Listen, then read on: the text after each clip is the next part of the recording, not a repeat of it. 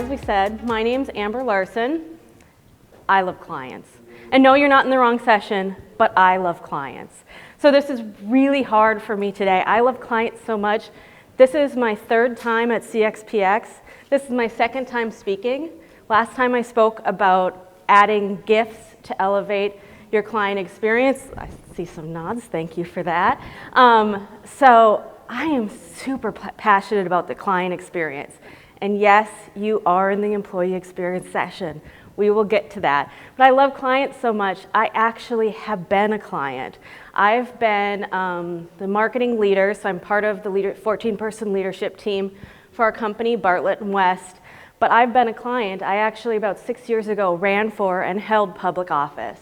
So I have been on the local government side as an elected official, as well as being the marketing leader for Bartlett & West. So Bartlett & West, just to give everybody perspective, how your firm might compare to the firm I come from, we are AEC, mainly civil engineering, a little bit of architecture. We also have a subsidiary that's design build, so a little bit of construction, but mainly civil engineering firm. We're Midwest. What that means is I come from Bismarck, North Dakota. I'm not apparently the furthest travel to get here, but I feel like I'm pretty up there. So we have offices all the way from Bismarck, North Dakota, down into Dallas, Fort Worth, El Paso, San Antonio, Texas. We are headquartered in Topeka, Kansas, so I feel like I practically live in Kansas City as well. And actually next year is our 75th anniversary. So we've been around a really long time. We are 100% employee owned and are just shy of 500 employee owners. So giving you perspective again about how my company compares to maybe where you're coming from. I will also note you're welcome to take photos, but you don't need to. This is going to be interactive, and I have availability for you to use a QR code at the end to download the slides if you happen to want them. So, award-winning talent to help you fight or award-winning culture to help you fight the talent war. We are talking about employees today, even though I love clients. We're going to start off, though, getting to know you a little bit. So, if you wouldn't mind grabbing your phones, we're going to make this a little interactive. Use that QR code to go to this survey there. And I'm going to find out a little bit about you, your companies, your departments, and your firm. This is so funny because I'm going to do the exact same thing this afternoon. There we go. Same questions? Yes. Oh my goodness. So 1 second while I switch.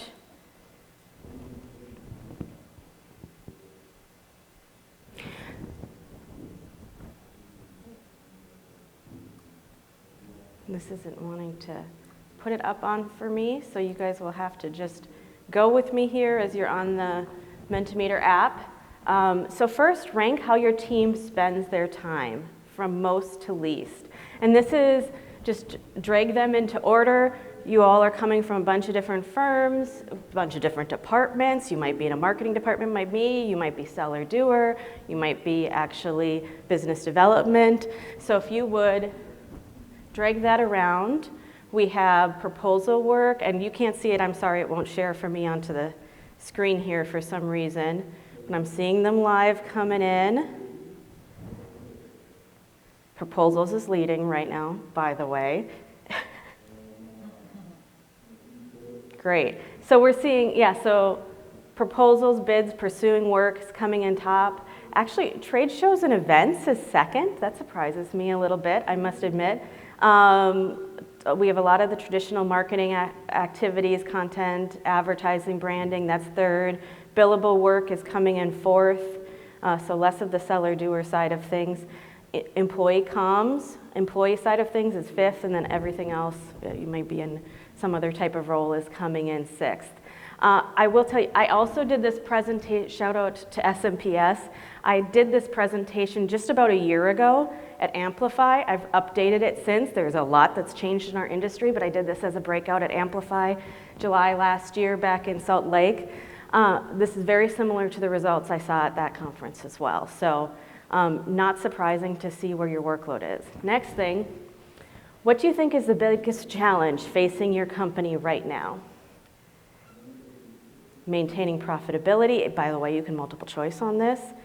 competition in the market, staffing, funding uncertainty, don't even get me started, workload shortage. Seeing those coming in, I'll give you a minute to submit your answers.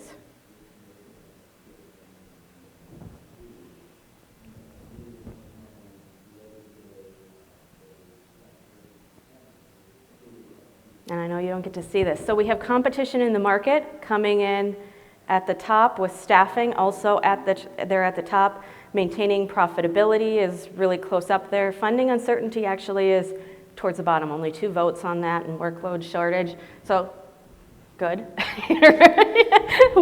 You shouldn't be having workload shortage. If you're having workload shortage, that's a whole nother session we're not going to get into today. But so staffing's coming in still number 1. I will say it's more spread between these. Again, I presented it, the same thing in Amplify, pulled that group just about a year ago. Staffing far and away beat every other topic. So we're going to get into that again a little bit here. This is a survey that was done that came out just last year from Strombo-Ness. And that, some of you might not be in AEC, that's where I'm from, so a lot of this is going to be a little bit focused on that. But this was surveying firm leaders and asking them what their top concerns were for their firm. So this came back, you can see top 10 here: recruitment of new staff, the missing middle, wage growth, cost of benefits, retention of existing staff, overall profitability, staff development via training and mentorship, inflation, driving up project costs, retirement of key staff and leadership transition. Point is, 7 of the 10 are related to recruitment and retention. I keep out cost of benefits because that's inflationary too, in my opinion, but it still matters for recruitment and retention. So 7 of these 10 things that were named just last year as the top concerns for firm leadership related to recruitment and retention and the employee experience. Now, why is that? Now, this is a graph looking at the last 10 years. This is from the U.S. Bureau of Labor and Statistics. So from March 2025 to March 2015. And this is for all professional services, by the way, not just AEC. But when we look at professional services, and this is job openings across the U.S., very typically we've seen, and this goes seasonally, but a 4 to 6% range of all job openings in the U.S. are professional services type jobs. That gray line in the middle, that's COVID. So that's when COVID hit in 2020. And we've lived this, so this isn't a surprise to us, but it's crazy to see it charted out.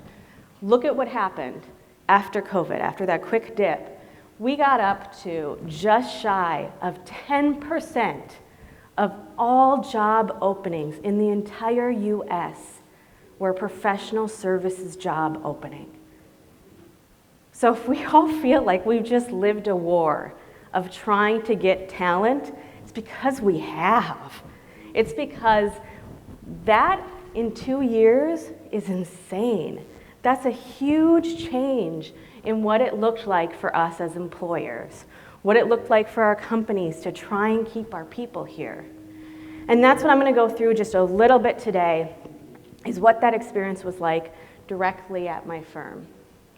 So October 2022, I took over becoming part of the leadership team, coming on to be the marketing leader for Bartlett & West in June, I think it was, or something like that, 2020. They promoted my boss to the CEO. I don't know. So I've been there 15 years, but things changed for me. And so one of the first things I did was took my team and we did a retreat. And of course, I lead a marketing team. There's 8 of us, including myself. We have a business development team that dotted lines with me, but is separate. So this is purely looking at the marketing team. So we did a retreat in October 2022. And we started talking about what do we want to do to help the company. Not surprisingly, like the poll we just did, proposals shot up. And we said, we want to improve our proposal process. We want to help our company win more work. We'd also acquired a smaller firm, a 35-person firm down in Texas, in 2020. That was fun. So one of the things we found is we weren't winning with TxDOT the way they had been winning before we acquired them. So that was a challenge we took on too. So we started with what we knew. And we got to the end of the retreat and we said, okay, like I just showed you, what is the biggest challenge though facing our company? If we can help with something bigger, what do we want it to be? And very quickly we said, we need to help with hiring. I mean, that's HR, that's not marketing. I don't know what we do with that, but like if we talk about what's the biggest thing for our company, that is our people.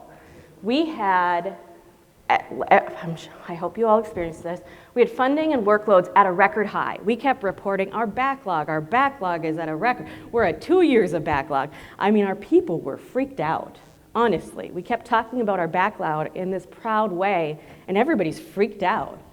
We had added 57 new people in 2022.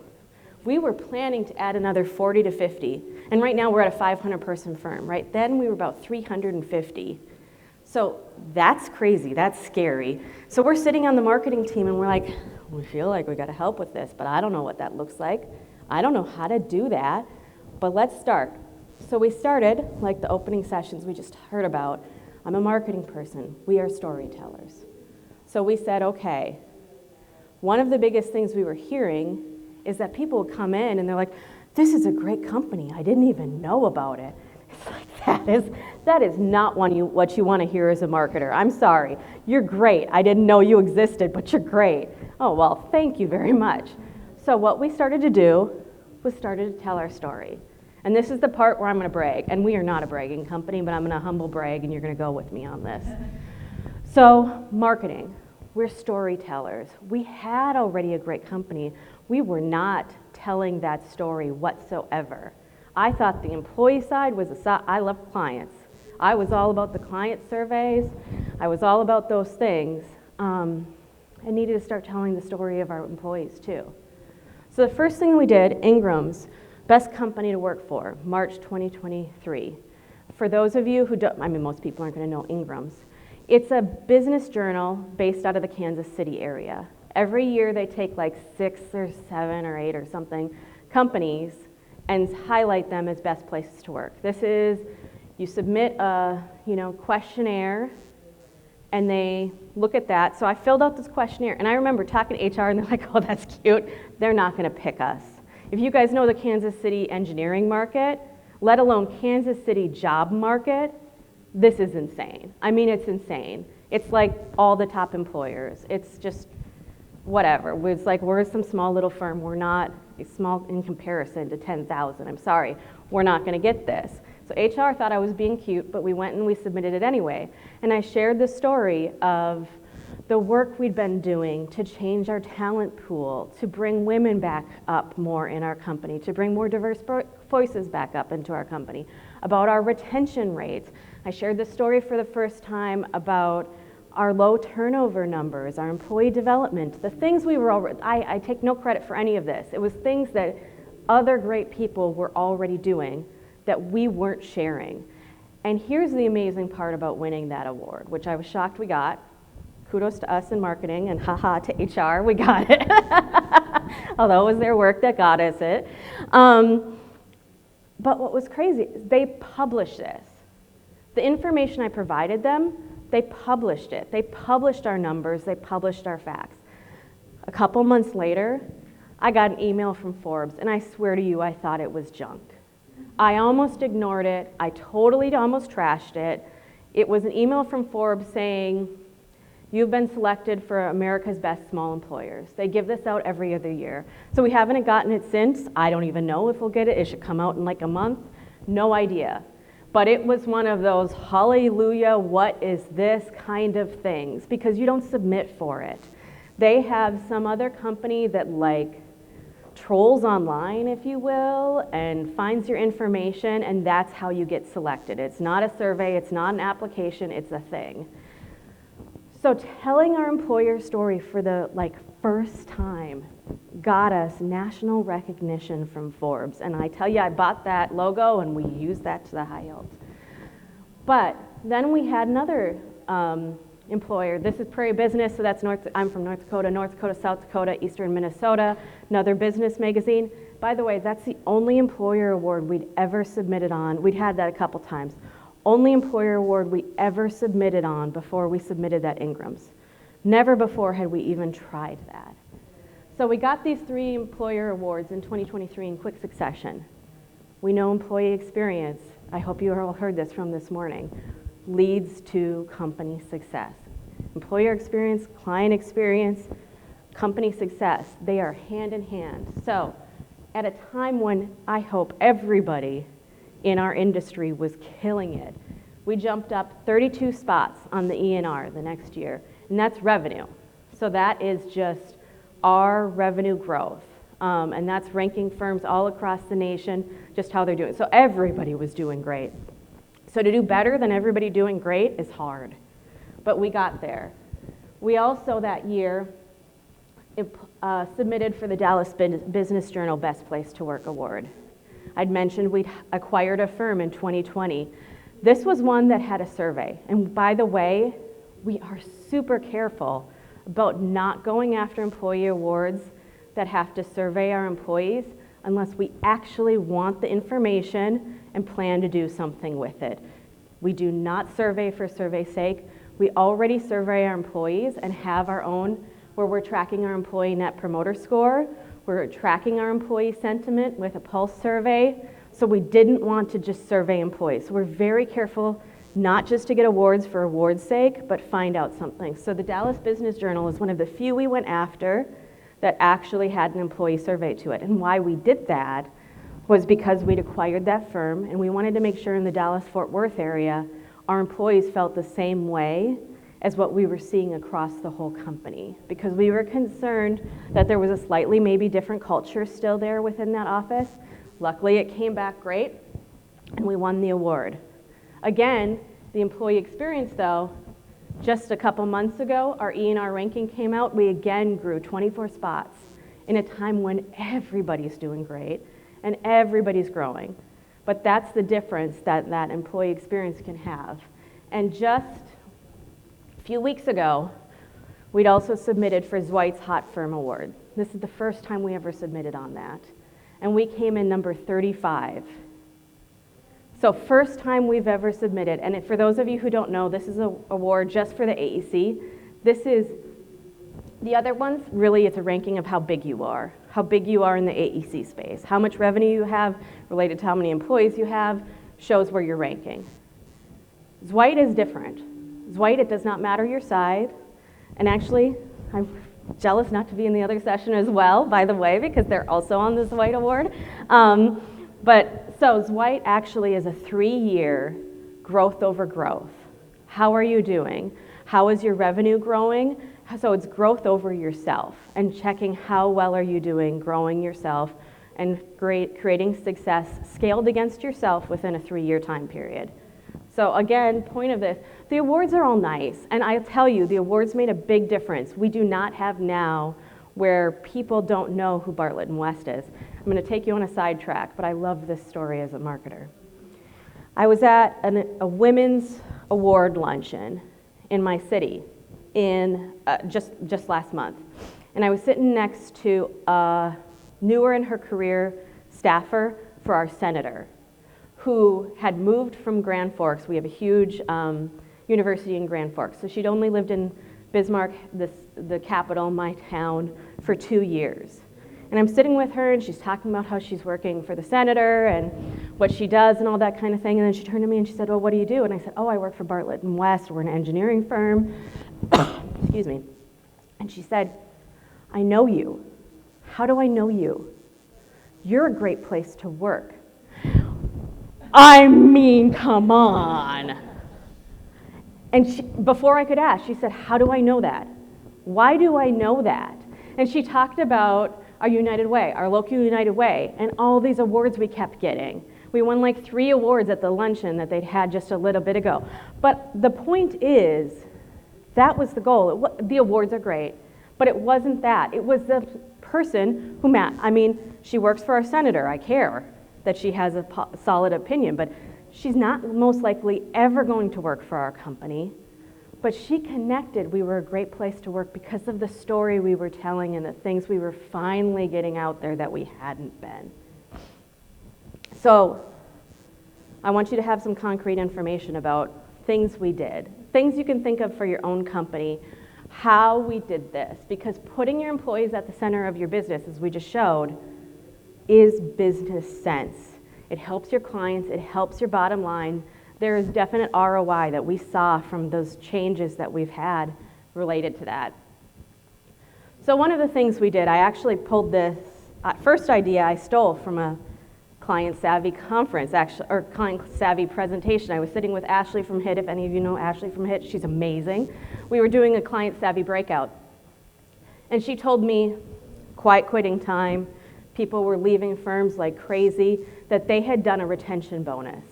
And I thought, oh my God, that's smart. So in 2020, we stole a great idea. And we provided thank you bonuses. We followed what HIT had done, as any of you know, they're huge construction contractors, and we provided a thank you bonus. We also, at the time, were experiencing huge inflation, and we were seeing people job hop for not huge pay increases, it felt like, and we wanted to make sure that didn't happen. So we moved our merit increases from year end to September to help with some of that looking around. And we already had a great culture, but I think the point of these things is there's always opportunities for continued improvement and looking at the market and seeing how you need to respond. Again, we were seeing raises going through the roof. The offers that were out there were insanity. So in 2023, our HR team, who I can't praise enough, led us through a salary study. And I mean, in professional services, it doesn't hurt because that relates to billable rates, which also were going through the roof. So that was something that we did in 2023 and implemented across the board, and that really helped us with our retention as well. This one's kind of crazy. Last year, we were having phenomenal year, right? And we could have done bonuses again. We talked about that. We talked about giving more money to our people. And at the end of the year, at the end of the day, we really realized, and by the way, our year-end financials were coming in better than we expected. We'd already done staff bonuses. We had leadership bonuses still to come. We realized we had some extra room. So what we did was we added 2 extra paid holidays. If you remember last year, Christmas ended up coming on a Wednesday. We gave the whole company Wednesday, Thursday, Friday off.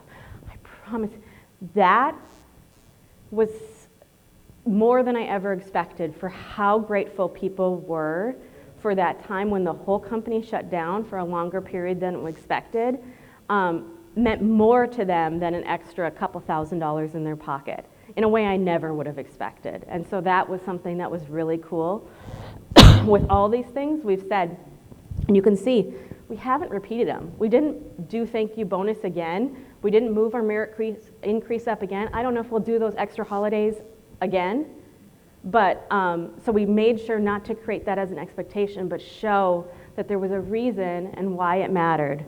And actually, one of the other things that we just did is improved our we don't do maternity and paternity. We do childbirth recovery and child bonding time.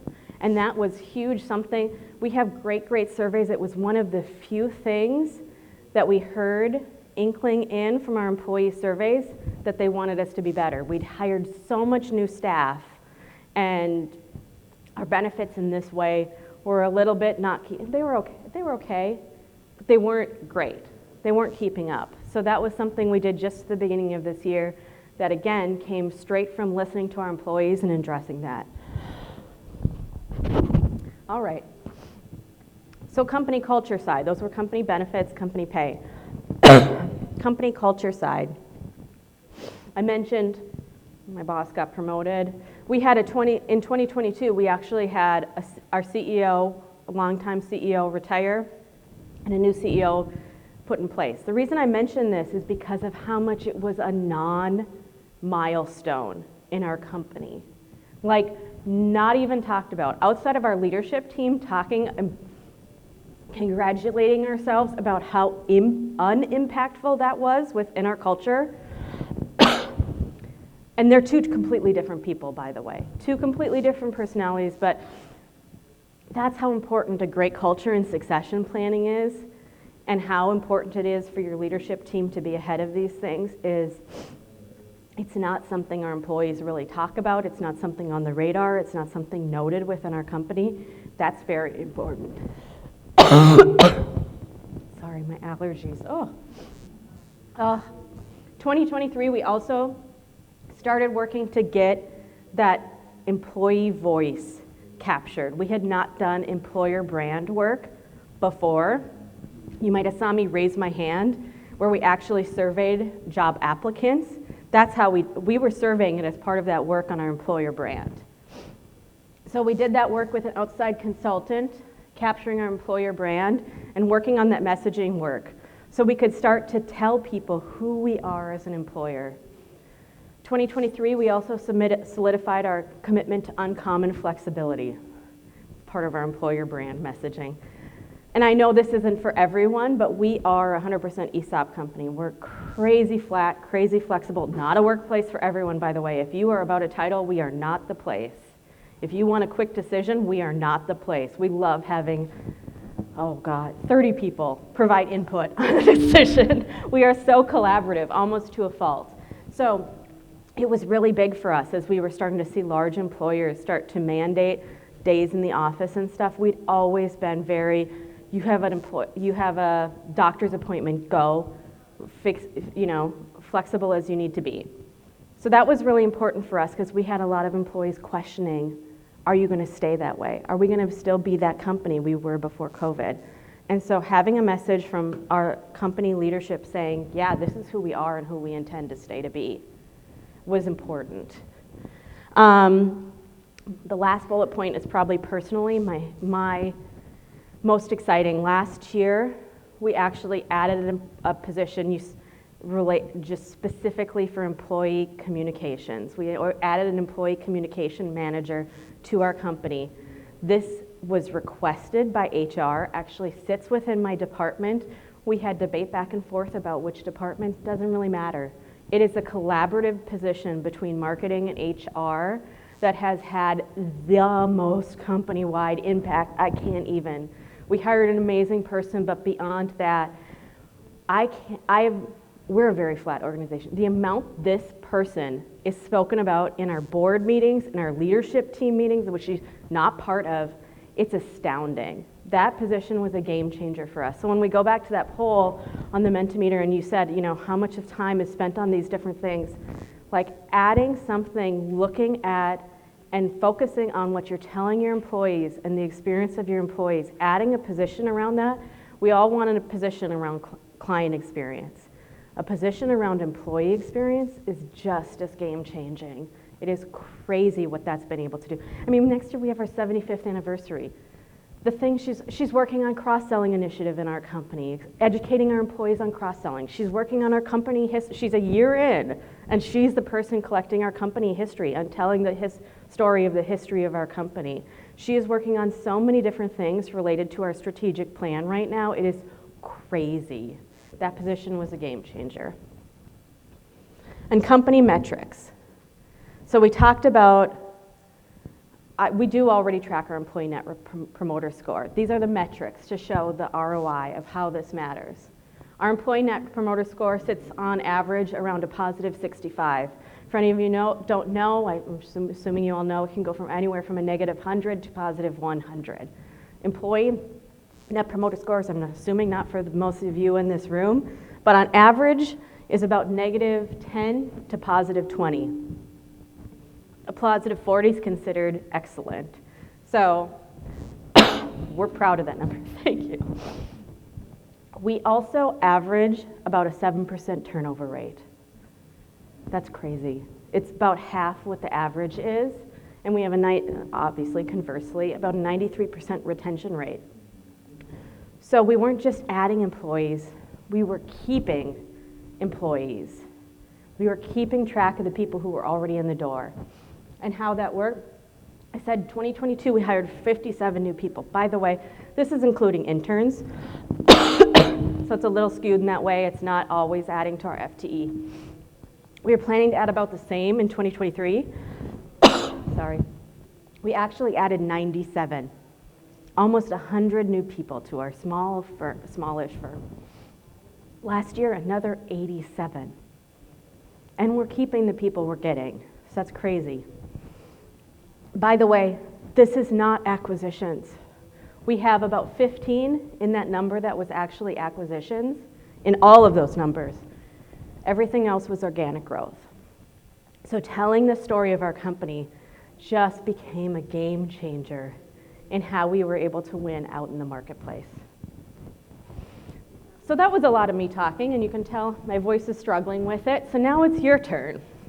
So if you wouldn't mind, I think we've got almost everybody in tables of 3, or if you want to break into 2s, I'd like you to take a little time right now, and you can quit listening to me talk and cough as I'm losing my voice, and talk with each other. Share just quickly where you're from, what your role is, briefly what your firm is like, and I'd like you to discuss with each other 2 key things. Tell your partner what makes your company a great place to work, because it starts with telling the story. What makes you stay? I love that question. What makes you stay? And also, because we're always about continued improvement, and there's always things.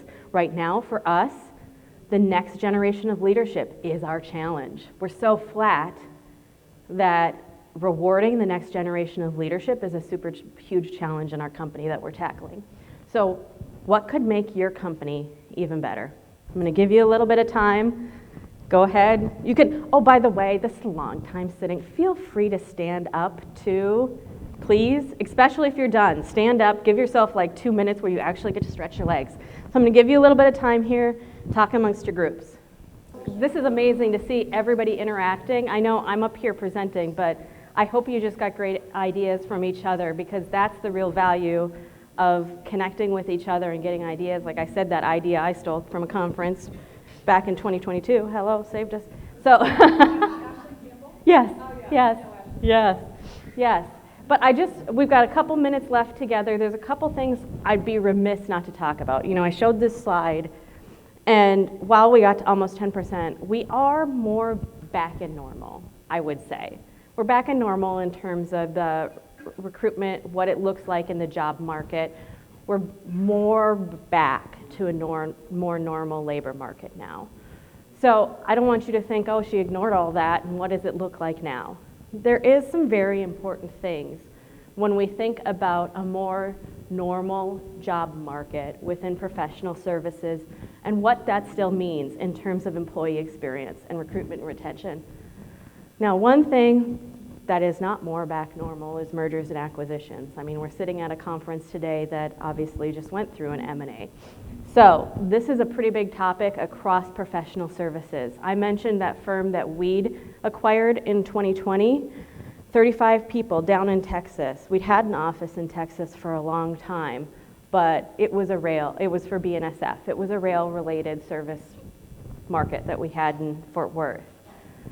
We worked so hard to explain ESOP. I mean, to explain employee ownership is like practically impossible to a new grad. But to explain it became really important. Why I say this matters, if you have a great culture, I mean, mergers and acquisition is honestly, at the end of the day, buying talent, buying people. And so retention is critical in the value for that. Whether you're on the buying side or you're on the acquired side. Our Texas office, I'm really happy to say, we didn't lose a single employee in the first year. We actually didn't lose an employee until year 2. We had somebody stolen to Bentley for like twice their salary. I mean, what do you do about that?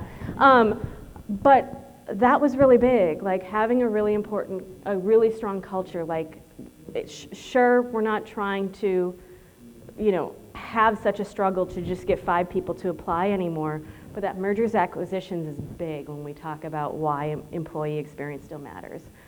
Strategic hires. Remember that survey way at the beginning from Strombo and Ness from last year, that missing middle? I don't know if you all have seen this. We've seen this huge.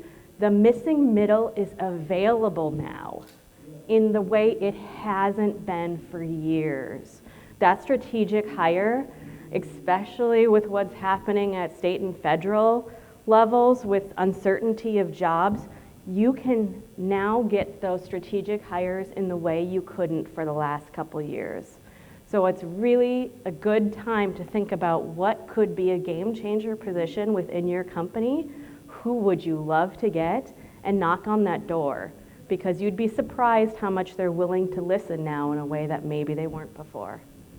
And then we've gone through this quite a bit, but client experience, I mean, these things are hand in hand. And I hope you've seen from this, the ROI of employee experience leads to client experience.